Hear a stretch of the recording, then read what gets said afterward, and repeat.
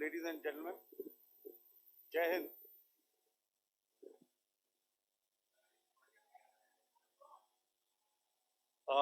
Welcome to this special press conference on Operation Sindoor.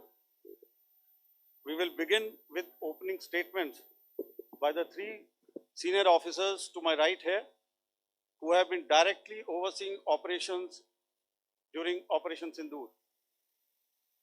We have Lieutenant General Rajiv Ghai, Director General Military Operations, who will cover the aspects related to land domain. Air Marshal A.K. Bharti, to his right, Director General Air Operations, will provide insights on the air domain. And to my right is Vice Admiral A.N. Pramod, Director General Naval Operations, who will cover aspects on maritime domain. Following their briefings, we will move on to the question answer session. I now request the DGMO to commence the opening brief. Thank you, Sandeep. A very good evening to all of you, ladies and gentlemen.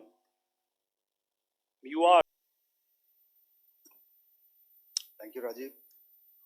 A very good evening, ladies and gentlemen. It indeed is a difficult time that we have to come here like this and brief you. We could have done without this, but we had no choice. As the DGMO has detailed, the event was precipitated by the dastardly act at Pahalgam. The sequence of events have already been detailed. We carefully selected the targets, and out of the 9 selected targets, the target systems that were given to the Indian Air Force were the notorious training camps at Bhavalpur and Muridke. These being further from the international boundary. Through critical target system analysis, we analyzed what was to be done to annihilate these targets and plan to engage these targets with precision air-to-surface guided munitions so as to avoid collateral damage. The modalities of planning process I will not go through at this instant. However, what I would like to show you is the results that we achieved through our targeted airstrikes. Could I have the second slide, please?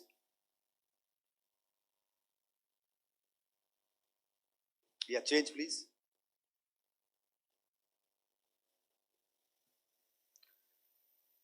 Okay. This is what the terror infra at Muridke looks like. If you see, north is as indicated, and to the right is east, where the international boundary lies. Could we have the next slide, please?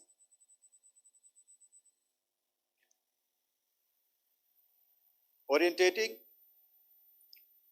Just go back to one slide. Okay. Please have a look at this red building, the series of buildings out here, and this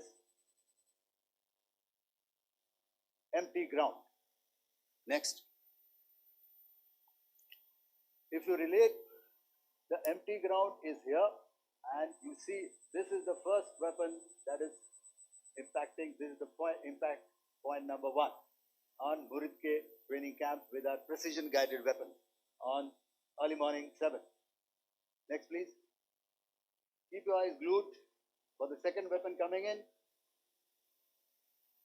and the second impact on the selected target point. Next slide, please.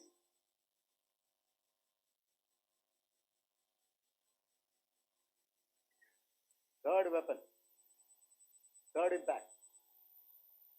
Continue. and fourth weapon, fourth impact. So through these targeted and precision targeting, we addressed the target at Muridke, which was the turning infrastructure. Can you hear me? All right. Okay, I'll come closer to the mic. Now we go to the next target, which is the Bhavalpur training camp. Next slide, please. Okay, just wait. So the effect, if you see, the impact point, if I can point out, this is the impact point. The ammunition has gone through the roof and it has created a blast inside, the photographs of which you would have, all of you would have seen. And the red building, after that, there was this double-story building. It has been completely decimated by precision targeting. Next, please. The target system, which was in the north, a series of buildings. I'll show you how it looked. Next. Completely destroyed by our precision targeting. Next. Now coming to Bhavalpur, this is the target complex that we are dealing with, a fairly large target complex. So we had to carefully choose the points that we needed to address, which were high value and which would meet our stated objectives of eliminating the terrorists. I would like to draw your attention to this red canopy, and in relation to that, I would cover the targets. One target system is a series of buildings here, other one here, and other one out here. Next slide, please. This is how it looked before, and this is how the building looked after the impact of the weapon, and orientation in relation to this red canopy you can see here. Next, please. Before, next, and after. The roofs have completely collapsed. Next. This is the target system. Next. Precision targeting, and we have achieved our objectives here. Next. All right. So that was what we did on the 7th. Our objective was to address these two terrorist camps, and that we did with precision. And thereafter, we maintained a robust air defense posture, because remember, our objective was to target the terrorists and terrorist infrastructure, not any other infrastructure, not the Pakistani military, not the Pakistani any other infrastructure. So that is what we have maintained on the 7th of May. However, what we saw in the evening of 7th of May, we were saturated with a raid of Pakistani unmanned aerial vehicles and small drones. And these came in waves in our civilian areas, over our military installations, and all of them were successfully intercepted. Few of them did manage to land. However, there was not much damage that they did. And we have our robust counter-US hard kill and soft kill systems which did the job. However, the difference here was that we had targeted the terrorists. The adversary now has targeted our civilians and the military infrastructure. So it had to be responded to.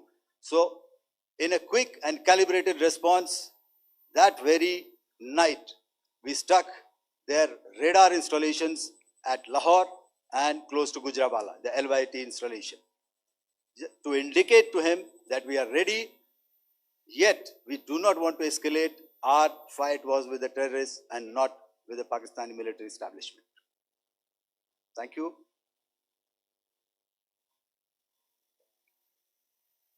Thank you, Air Marshal Bharti. So, ladies and gentlemen, he's outlined operations not only on the night of 6th and 7th of May, when Operation Sindoor commenced, but also on the subsequent night. Being well aware and familiar with the congenital and impulsive nature of our adversary. And even though we did attempt to reach out and communicate our compulsions to strike at the heart of terror to my counterpart in the immediate wake of Operation Sindoor, the request was brusquely turned down, with an intimation that a severe response was inevitable and in the offing. We were, of course, prepared. Operations on the 7th and the 8th, Air Marshal Bharti spoken about. On the night of 8th and 9th of May, they flew drones and aircrafts into our airspace all across the borders and made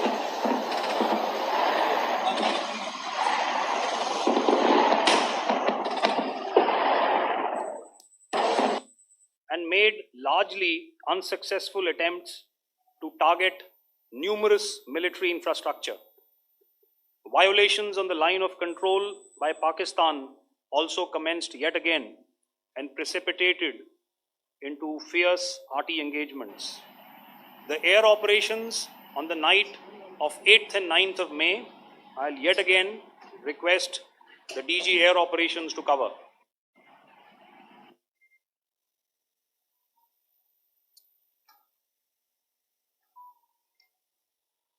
So I just covered what happened on the night of 7th and 8th. What we found that on the night of 8th and 9th, starting as early as 22:30 hours, our cities had a mass raid of drones, unmanned aerial vehicles, UCAVs, starting right from Srinagar, going down right up to Nalia. It was a mass raid in waves and it was relentless. However, we were prepared and our air defense preparedness ensured that there is no damage on ground or to any of the intended targets that the enemy might have planned for. The difference between 7th night and 8th night was that on 7th night, he sent in his Jihad class of UAVs. However, these UAVs can go some distance, they are armed. However, on the 8th, less numbers of armed UCAVs were there or UAVs were there, and more numbers of quadcopters, maybe for surveillance or just for harassment of civilians. This continued till midnight. Our air defense preparedness ensured that there was no damage on the ground, either to the military installations or to the civilians. However, the enemy had yet again shown that he wanted to up the ante and he wanted a fight, and we were up to the task. In a measured and calibrated response, we once again targeted his military installations, which included his SAM sites at Malirkant. This also included his surveillance radar sites at Lahore and close to Gujranwala. These were suitably addressed, and thereafter his drone attacks continued even till morning, which we countered, and during the daytime there was some respite. Here I would like to bring out another aspect. What we found was that while the drone attacks were being launched from somewhere close to Lahore, enemy had allowed his civilian aircraft to also continue to fly out of Lahore. Not only his own aircraft, but international passenger aircraft, which is quite insensitive, and we had to exercise extreme caution, even at the cost of some tactical disadvantage, to ensure that there is no damage to any of the civilian aircraft. And this was also brought out in our press briefing during the day. So I will now hand over to my colleague to cover the events of 9th onwards. On land, we also undertook certain measures such as deployment of air defense and electronic warfare assets to establish an integrated grid with the Indian Air Force, and I have seen and heard some of you wax eloquent about the benefits of such an architecture when it comes to negating and combating air intrusions. We also carried out deployment to include movement of our forces in the land, sea, and air domains. The night of the 9th and the 10th of May saw similar intrusions by drones and aircrafts, and this time there was a concerted effort to target airfields and some very, very important logistic installations, albeit yet again unsuccessful and denied gallantly and efficiently, I must say, by the integrated Indian Air Force and Indian Army Air Defense. We further strengthened our deployment and also initiated some pressure points to send a very clear and unambiguous message to the other side to desist from any misadventures on land. Some of the airfields and dumps saw repeated attacks in waves from the air. All were thwarted. The Pakistan Army has reported to have lost approximately 35 to 40 personnel in artillery and small arms firing on the line of control between the 7th and the 10th of May. What the other side had probably also not reckoned with was the speedy and precise turnaround and hit back by the Indian Air Force. And I will yet again ask Air Marshal Bharti to speak about these significant and game-changing strikes. I will thereafter request Vice Admiral Pramod, my colleague and Director General of Naval Operations, to tell us about some very telling naval maneuvers in the Arabian Sea that exerted pressure on the night of 9th and 10th of May. Over to you, sir. Commencing about 2000 hours, that is 8 p.m. local time, on 8th of May, several Pakistani unmanned aerial systems, drones, combat vehicles attacked multiple IF bases. These included Jammu, Udhampur, Pathankot, Amritsar, Bhatinda, Nal, Dalhousie, Thois, Jaisalmer, Uttarlai, Falodi, Nalia. These were almost simultaneous and they came in waves. All our AD guns and other systems were waiting for them. All these waves were neutralized by our trained crew using the air defense systems that they have, and also some of them were utilized using our legacy systems like Pechoras and IF Samar, which we have recently acquired. And some were neutralized by the Garud snipers. There was no damage on ground from these incursions and these mass raids, if I could call them, from the Pakistani side.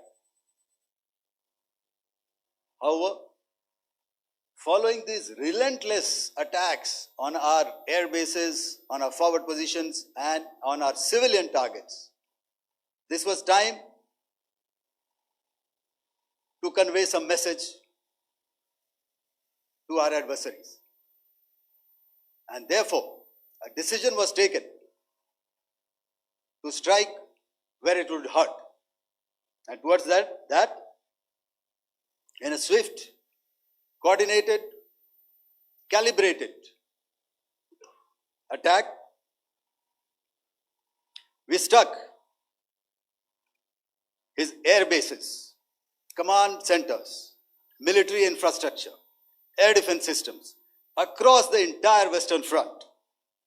The bases we struck include Chaklala, Rafiki, and mind you, Chaklala is Islamabad, Rahim Yar Khan, Sakar, sending a clear message that aggression will not be tolerated.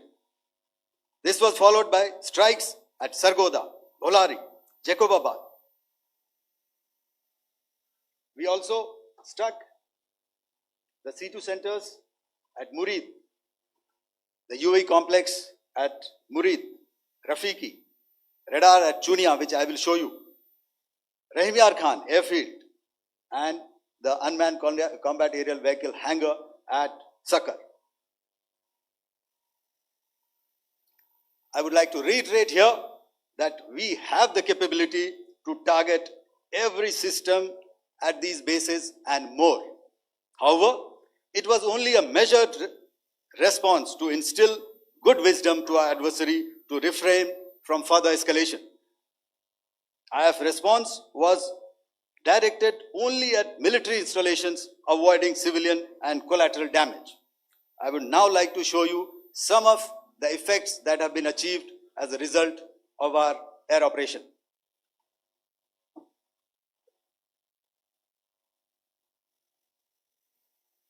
Here is the Pasroor air defense system, if you could see. Zoomed up view. This is the radar mounted on a high tower. And after the strike,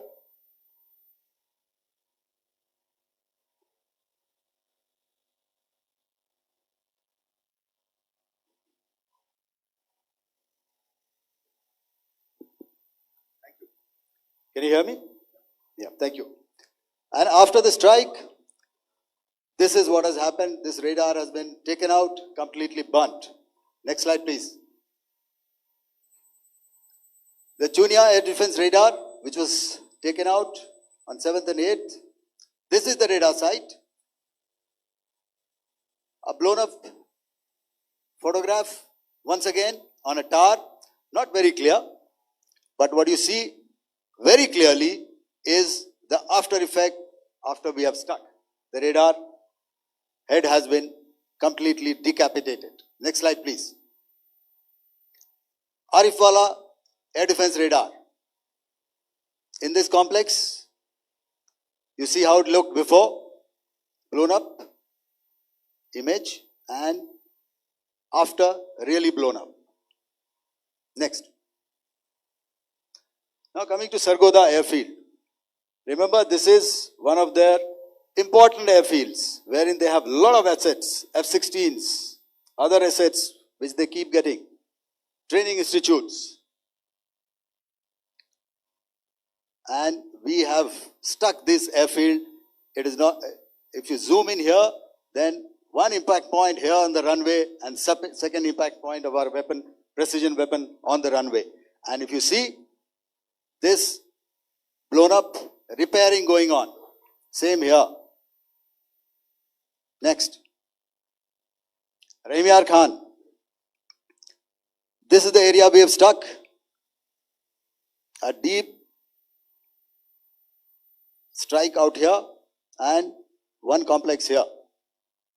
So this is how it looked before, and same. You see a big crater, another crater here, and this complex after strike neutralized. Next. Chaklala airfield, Noor Khan, once again a major air base, a lot of their logistic assets out here. This was the chosen complex that we intended to strike and convey a message. Next slide, please.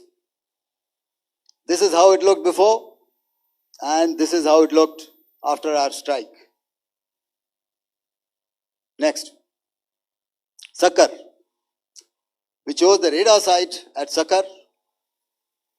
This is the radar site, and after it was struck, this is the aftermath, completely burnt out. Next, please. Aircraft shelter. This is how it looked before the strike, and this is how it looked after the strike. The roof of the buildings completely caved in and burnt. Next. Bolari airfield, aircraft hangar. This is how it looked before, and this is how it looked after the precision strike. Next. Jacobabad, aircraft hangar, and this is how it looked after. Next. So what I'm trying to convey here, ladies and gentlemen, is to start with, Our fight was neither with the Pakistani military nor with anybody else who's there on the other side. Our fight was with the terrorists. We neutralized the terrorists that we selected to be neutralized, and thereafter we only maintained the air defense posture. However, we were relentlessly pounded by waves after waves, night after night, by his UCAVs, by his drones, and by his other unmanned aerial systems. And that left us with no choice but to retaliate, and yet our retaliation was calibrated, it was graduated, and it was proportionate. Thank you.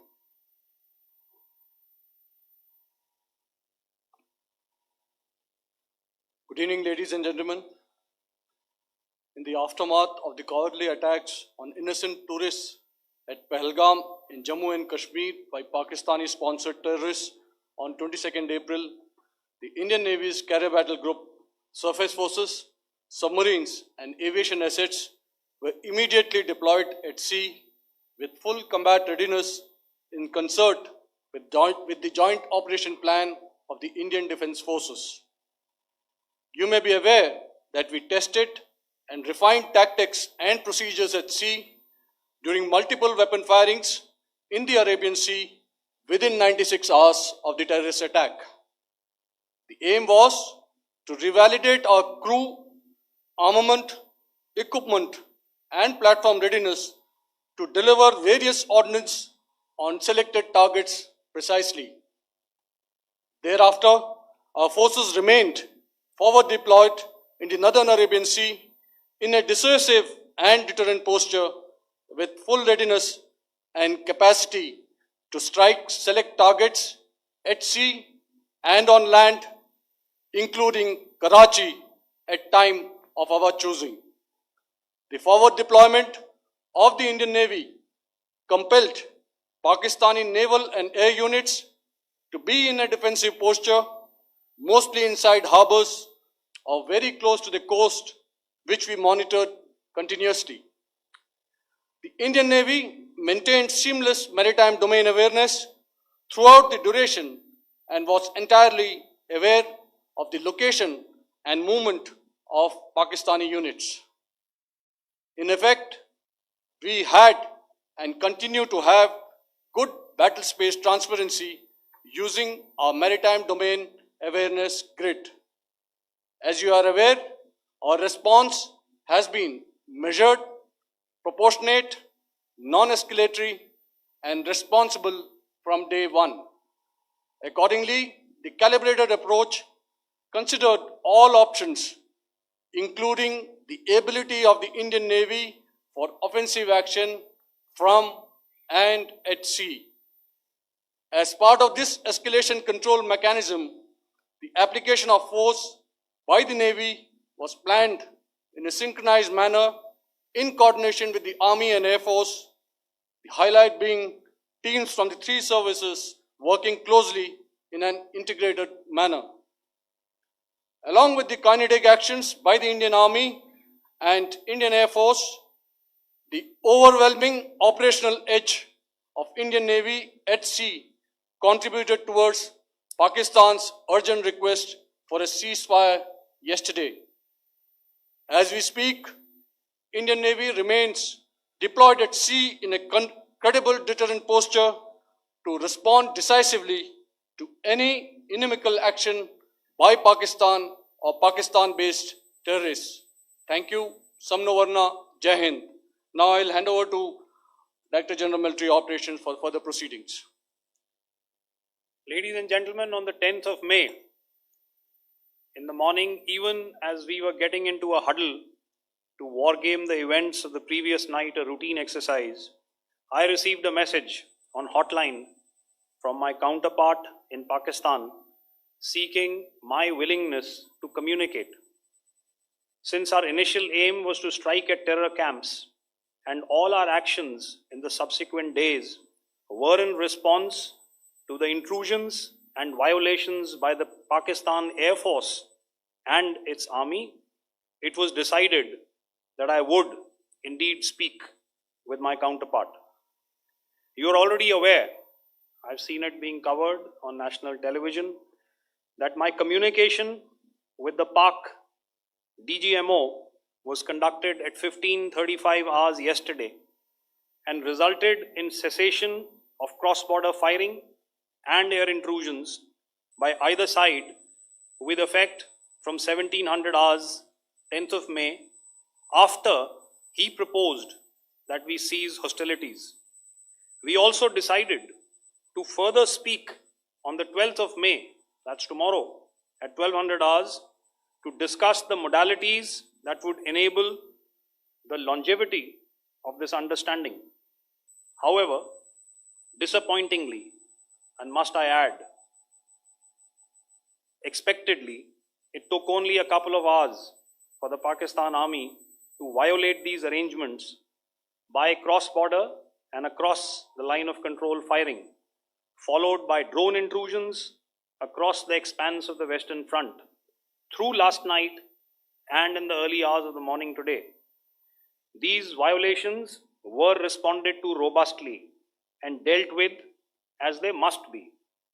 We have earlier today sent another hotline message to my counterpart highlighting these violations of the understanding between the DGMOs on the 10th of May and our firm and clear intent to respond to these fiercely and punitively, if repeated tonight, subsequently, or later.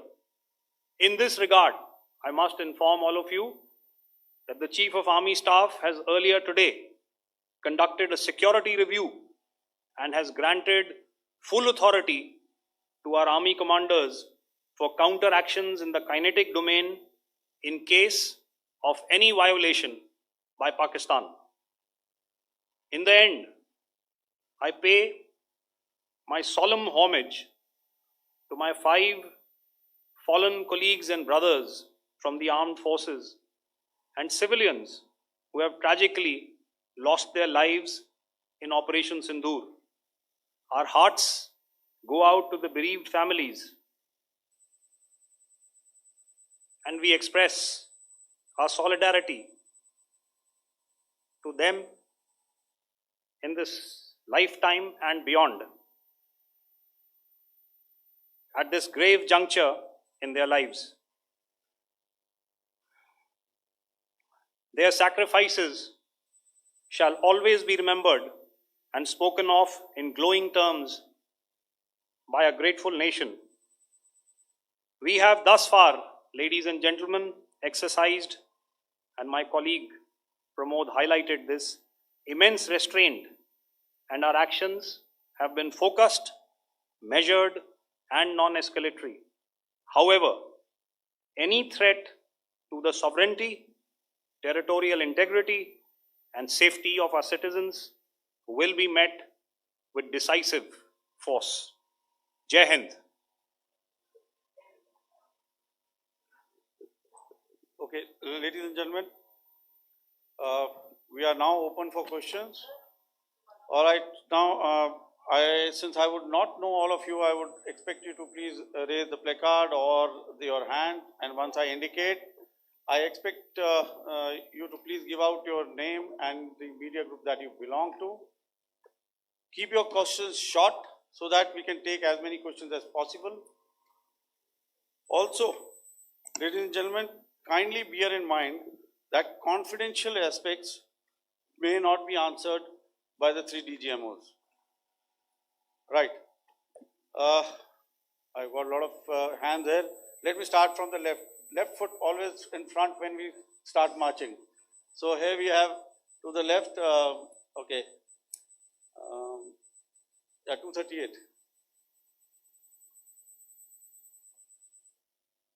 Hello. So this is Manas Pratimhuyan from PTI, Press Trust of India.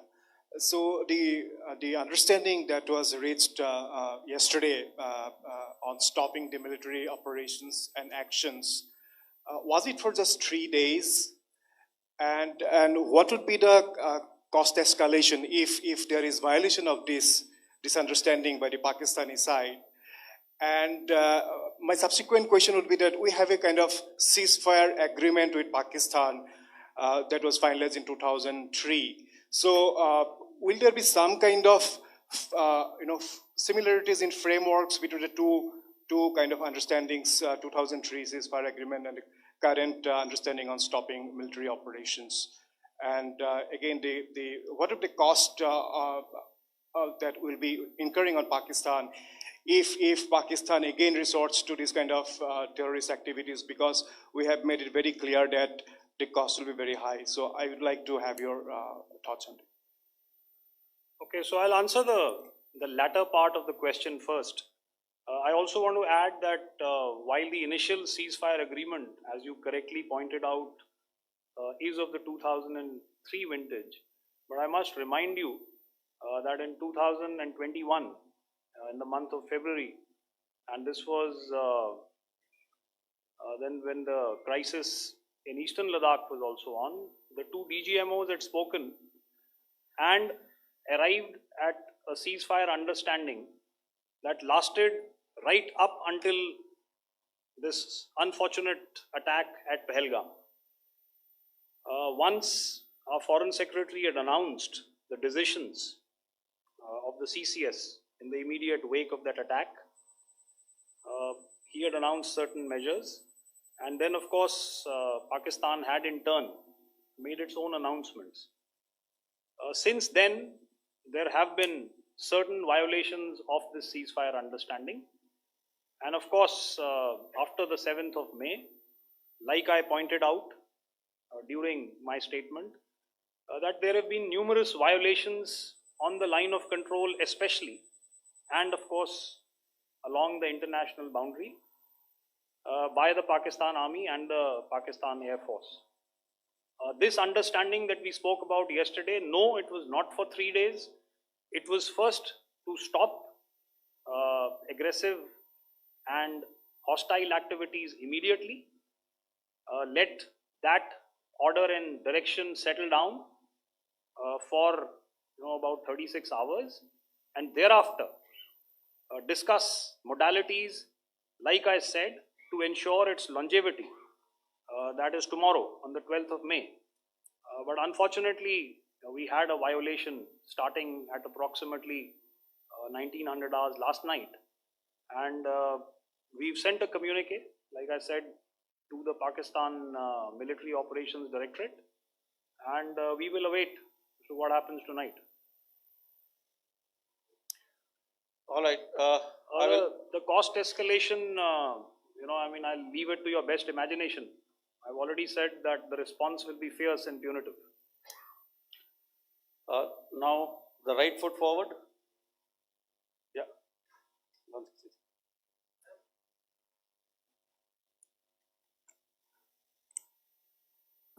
Sir, I am Ajit Dubey from ANI, sir. Sir, my question is that you talked about the loss of lives to the Pakistan army, that was around 35 to 40 kills secured by the Indian army. Sir, can you tell us what would be the total loss of life to the Pakistan army in both army and air force attacks, sir? And how good was the performance of the BrahMos, Scalp and the S-400 during the operations? And sir, since we have sir, just one line, no multiple questions, please. Sir, all right. and since sir, we have achieved such a spectacular, we have made good achievements in this entire operation, can we say that we have emerged victorious, or we have a big upper hand over the Pakistanis in this entire conflict? Thank you very much, sir. So I'll answer the question about the loss of lives on the other side. Of course, there are various means to ascertain that number. There is information from various agencies that come in. There are, of course, on the line of control, other ways to find out as to what has been the effect of what you are doing there in ceasefire violations. So therefore, I mentioned 35 to 40 on the line of control, and please remember that once Operation Sindoor was launched, the responses of the Pakistan Army were also on Indian Army or the Indian Armed Forces infrastructure. Let me put it that way. So that's why I did not cover casualties of the Pakistan army, at least in the initial phases of battle, because those were not our targets. Our targets were terror oriented. And of course, later, once they launched air intrusions and air operations on our infrastructure, we've used heavier weapons, and of course, there would have been casualties, but those are still being assessed. The effects of the weapons that you mentioned, I will request Air Marshal Bharti to apprise all of you about those. Good evening, Mr. Ajit. How are you? Ajit, okay, you're meeting after some time. I never mentioned about any of the weapons that we used. Check. Okay. What I was saying, that I never mentioned of any of the weapons, the caliber that we used. All right, so we'll leave it at that. Those are matters of operational details which I would not like to go into. But suffice to say that whatever methods and whatever means we have chosen, it had the desired effects on the enemy targets. How many casualties? How many injuries? Well, to start with, our aim was not to inflict casualties, but in case there have been, it is for them to count. Our job is to hit the target, not to count the body bags. And the last part of your question, I wonder if you read out the tweet on ADGPI at midnight once we'd done what we had to in Operation Sindoor. And that's credit to my friend here on the left. Justice has been served, Ajit. That is all that I will say. Ajit, I'll request you to, refrain putting words into his mouth. All right. Yeah, I'll come back to the left. 147. Sorry, 47. No, 47. Did I see it here or? Yeah. Good I evening, saw it there. gentlemen. Sorry, 147, I saw it there. Sorry. Yeah. Since I've already said 147, start please. Hi, sir. Good evening. This is Shivam Patel from Reuters News Agency. Thank you for giving me the opportunity. My question, sir, is how many military targets did Indian Armed Forces strike in Pakistan in response to the attacks from Pakistan? How were these targets selected? And how many troop casualties have been there in total on both sides, if you give details? Thank you. I'm sorry, where are you? I haven't Yeah, spotted his. he's to the Yeah, right. okay. Can you just repeat that for me, please? Sure, sir. So my name is Shivam Patel. I'm from Reuters News Agency. My question is, how many military targets in total did the Indian Armed Forces strike in Pakistan in response to the attack from Pakistan? How were these targets selected? And how many troop casualties have been there on both sides, if you can? So you're speaking of the targets that I mentioned in the wake of the attack at Pahalgam, right? Yeah, I think it's amply clear to everybody here that the Pakistan army has not crossed the international boundary, neither in the plain sector nor on the line of control. So the intrusions have been in the air. There have been certain attempts on the line of control when ceasefire violations have been on to try and infiltrate and carry out and perpetrate activities that we are all very well familiar with. Whether these are by terrorists or by the Pakistan army or its special forces and commandos is difficult to say, but each of these have been effectively thwarted. So therefore, as far as engagements of military targets on the other side is concerned, I thought Air Marshal Bharti covered those very well and in detail, and he also mentioned as to how they went about targeting those. I think those images were very clear and very, very graphic in telling us as to what we needed to hit. And you'll remember right at the outset I said that we even went into what was the construction in each of these locations. and therefore decided on the vector that had to be utilized. Please. Okay, if I could add to what the DGMO has said, I have already detailed the targets. Now, whether it is X numbers or Y numbers is that is immaterial. And what damage have we inflicted? You have seen. What are the casualties on the other side? As I said, that is for them to count. As far as we are concerned, from the air defense side, if they had a choice, they would have definitely come in. They are fighters, there are more numbers of UCAVs. It is not that they did not intend to come in.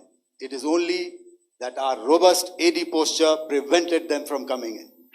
So that must be known, and that must be realized by all the audience here. Yeah, I'll come to the left now, 24.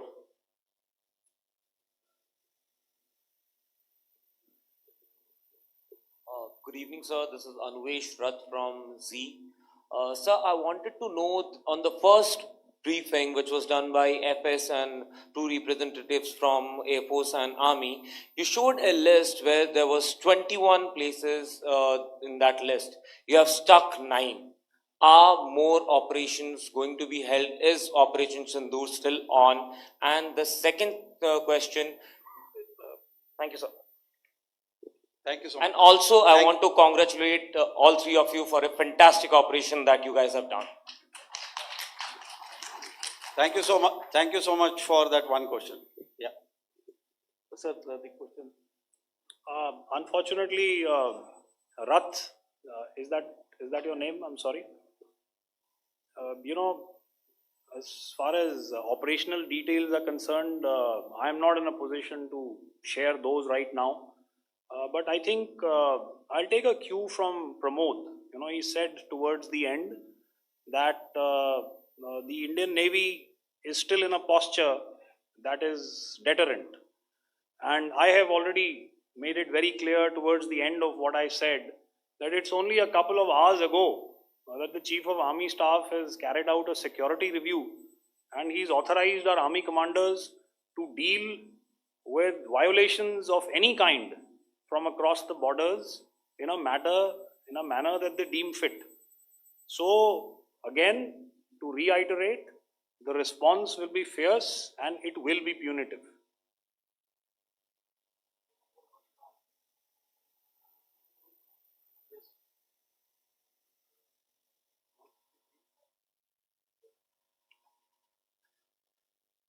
I'll go back this side now. Yeah, 255. She said middle wale kya karenge, so 255. Oh, sorry.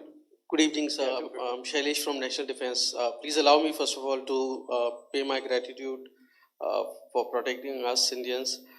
Thank you very much. Sir, since the enemy has been talking about taking down our aerial platforms, it would be deemed fit in case we can reveal that we have taken down their fighter jets. What could be the number? Though you said that they may be not good to reveal the platforms, but since this has come from various quarters in Pakistan, so I believe that we need to answer, in case if you can, sir, if you may allow. The question is for me? Yes, sir. Okay, and if I get it right, you want to know how many of their planes we have downed? Yes, sir. Yes, sir. All right. See, as I said, their planes were prevented from coming inside our border. All right. So we do not have the wreckage with us, but definitely we have downed a few planes. Numbers, we would not like to hazard a guess out here. Okay. I have the numbers, okay, and we are getting into the technical details of it to establish it. So I would not like to put a figure at this time, but definitely there are losses from their side which we have inflicted. Were they, Please don't ask. were they fourth generation plus, sir? No, See, sir, you're putting words into my mouth. Why do Sir, you say fourth generation? Let us make it high tech. Thank you so much, sir. all Thank right. you. Yeah, 163.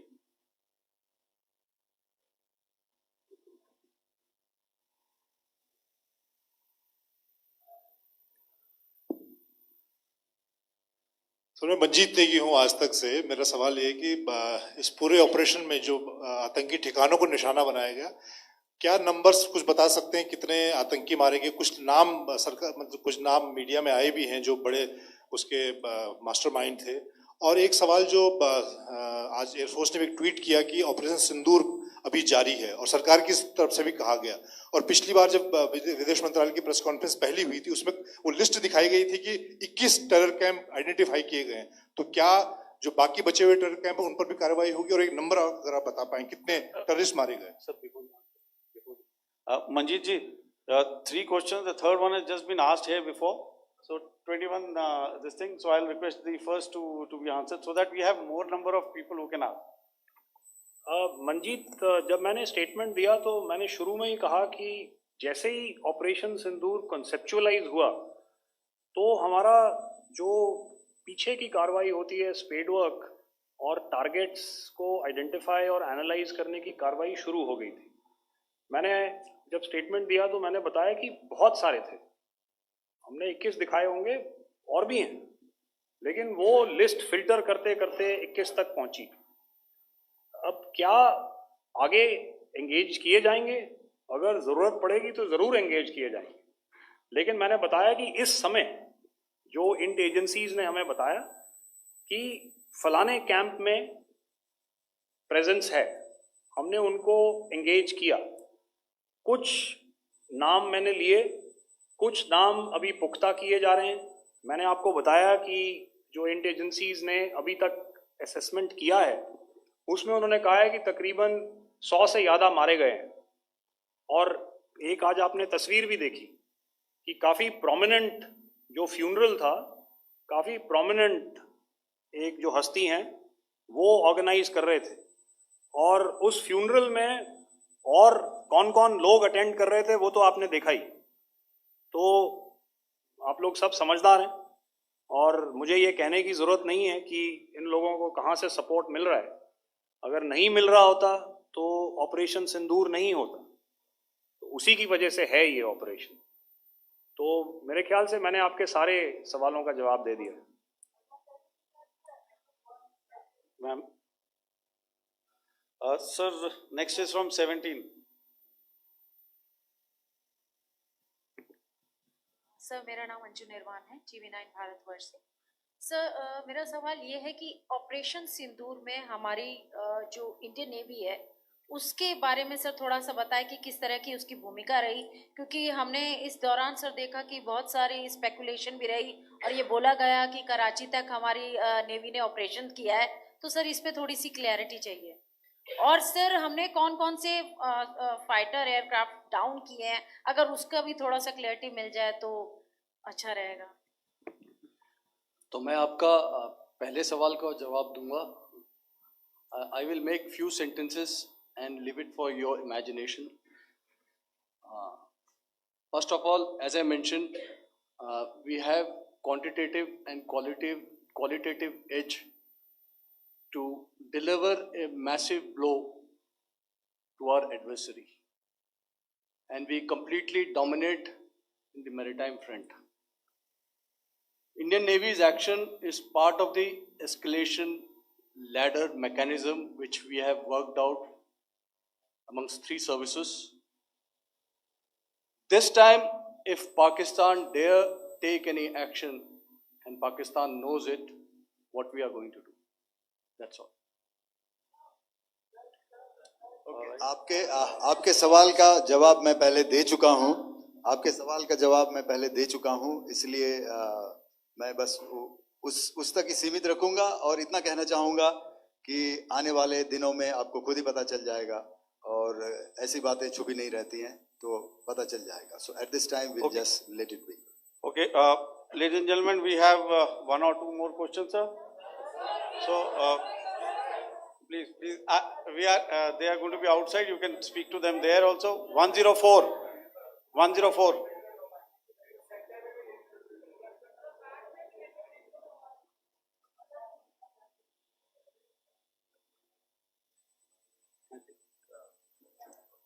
Yeah, ask sir.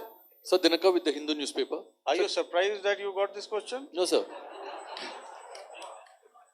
Mr. Look.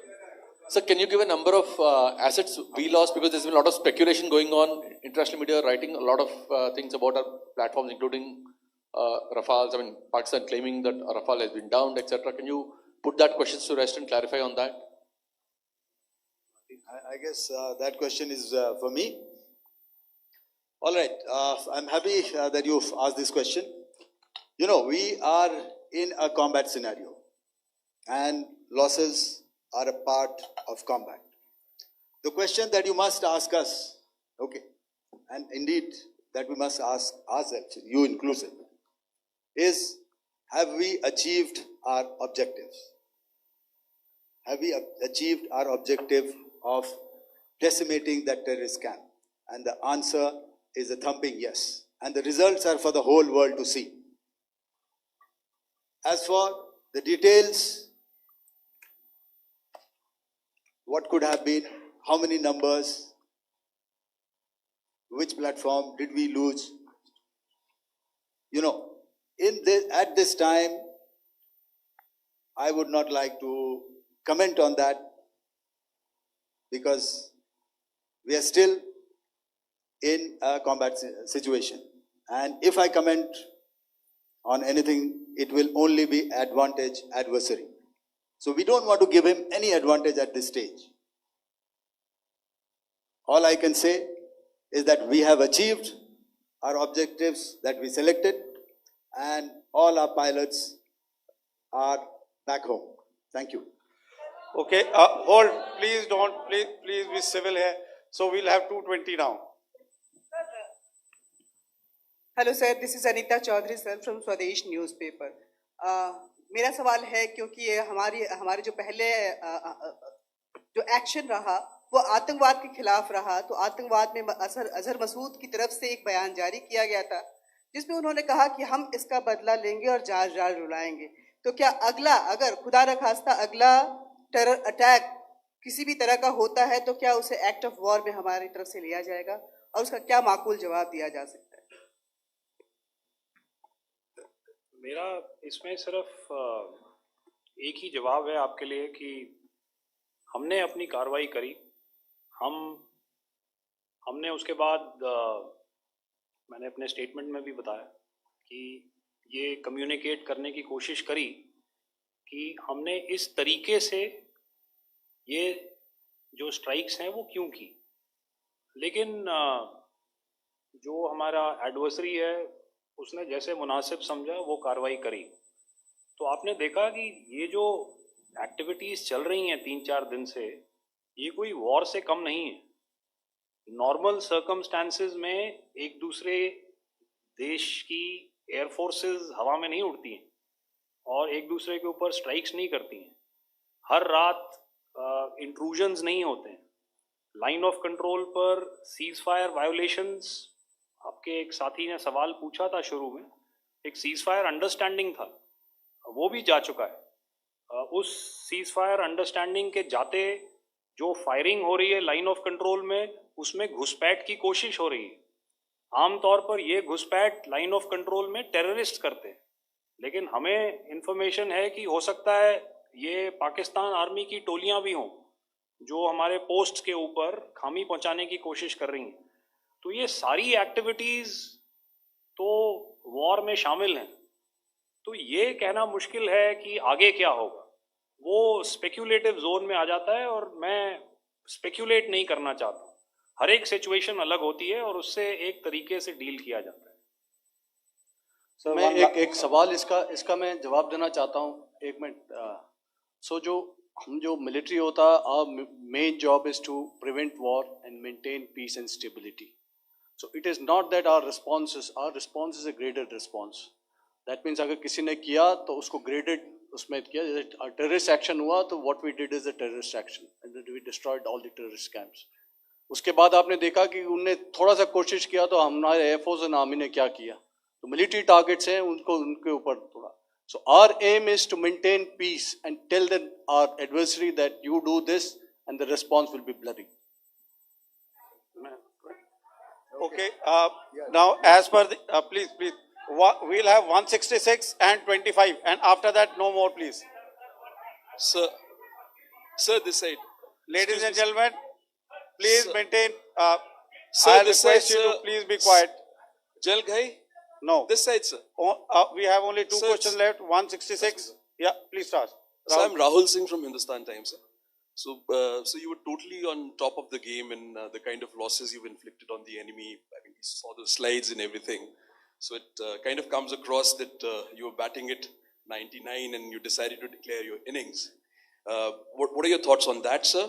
And do you think, are you weighing the option of the Pakistan army using this time, buying this time of the so-called ceasefire or the understanding? And you talked about how they could not be trusted. So buying time to kind of build up their war reserves, getting stuff from their friends like Turkey or China, are we considering that possibility, sir? Look, see, the call came from the Pakistani side to speak about cessation of hostilities. What pauses mean during such conflicts is known to everybody. You know, I don't want to go into the pros and cons of how preparation for war is made. You know, that is a process in itself. But I think my senior colleague here, the DG Air Operations, spoke, or he alluded at least, you know, to what this operation was precisely and specifically meant for. And I think that's something that we achieved, you know, right at the outset. Had we had the option not to go further, we probably wouldn't have. But we've been compelled to be in this situation. And as you've seen, the armed forces of India, and you know, you've got the three Director Generals sitting here, we are always prepared to face any eventuality. And like I said, that's for the sovereignty, the territorial integrity, and the safety of our citizens. So whatever has to be done will be done. You know, I am not so concerned about what Pakistan will do in this time. I am only concerned about what we will do. We have a roadmap and a plan, and we will follow it diligently, and we will follow it to the T. You know, that's the contention that I want to make here today. Ma'am, please. Okay, the last question, and ma'am, 25, she has been she's been asking since the first one. Sir, I'm Nandita. Sir, She's not asking a question. Sir, I'm Nandita Dagar, DAGAR from DD News and DD India. Sir, I wanted to ask you that my question is to General Ghai. Sir, you spoke to your counterpart yesterday and the Pakistani counterpart. Sir, what is the Indian Army's assessment that despite that agreement, that talk that you had, despite that agreement coming into effect at 1700 hours yesterday, why did they violate it? And number two, yesterday at the Joint Defense Ministry and Foreign Ministry briefing, Wing Commander Vyomika Singh and Colonel Sophia Qureshi had told us that we have cited the Pakistani troops amassing at the borders and at the LOC. Sir, has that situation changed? Have they withdrawn? And sir, if in case, despite now there is a lull, of course, but if tonight again, if the enemy again carries out shelling and aerial intrusions through drones, what is going to be our response, sir? Thank you. So, without outlining the specifics of that response, I've already made it clear that there will be a response and it will be fierce and it will be punitive. Why the Pakistan Army chose the option of violating the understanding that was arrived at earlier yesterday, I think that's a question that we best answered by the Pakistan DGMO. I wouldn't be able to, give you that. But, in situations such as these, and if you go back into any conflict, sometimes these understandings take time, to fructify and manifest on ground. But without, getting into the reasons, it is our mandate to be prepared at all times, and that we were. It's not as if because there was an understanding we weren't prepared. I must tell you that the armed forces were on a very, very high alert, and they continue to be in that state even as we speak. All right. Ladies and gentlemen, please, ma'am, please, Okay, thank you so much for coming today. Those who have missed asking a question, those who have missed, see, I knew I'll grab this attention from you like this. Those who have missed the opportunity to ask a question can give me a written one. I will definitely get back to you with that. And also, they are they are invited for a cup of tea in my office day after tomorrow. Thank you, ladies and gentlemen, for coming. Thank you. Thank you very much. Jai Hind. Jai Hind.